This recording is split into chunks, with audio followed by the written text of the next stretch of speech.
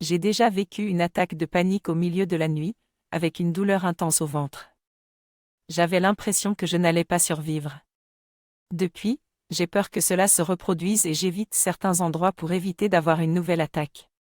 Parfois, les personnes qui vivent des attaques de panique en boucle développent un trouble panique, qui les pousse à éviter de plus en plus de choses et à s'enfoncer dans la dépression et même le suicide.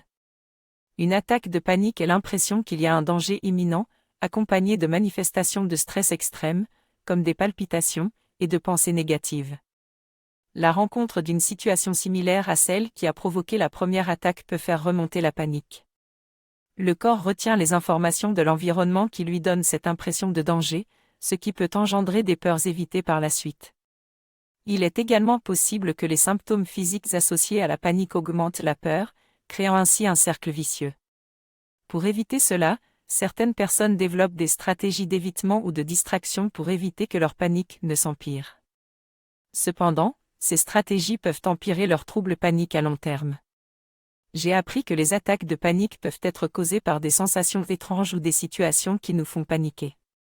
Si nous évitons ces situations, nous pouvons calmer la personne à court terme, mais cela finit par empirer le trouble panique à long terme, car le système nerveux devient plus sensible à ces situations.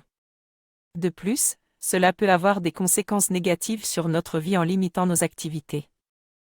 Il y a 4 types de solutions pour aider les paniqueurs: éviter les sensations, situations, réduire le sentiment de panique avec des techniques comme la respiration, détacher le sentiment panique et le scénario catastrophe, et trouver des techniques qui privilégient le long terme. Les médecins et les psychiatres peuvent aider à trouver la solution la plus efficace. Il est important d'en parler car les paniqueurs ont besoin d'aide pour ne pas constamment se rendre aux urgences car ils ont peur de mourir.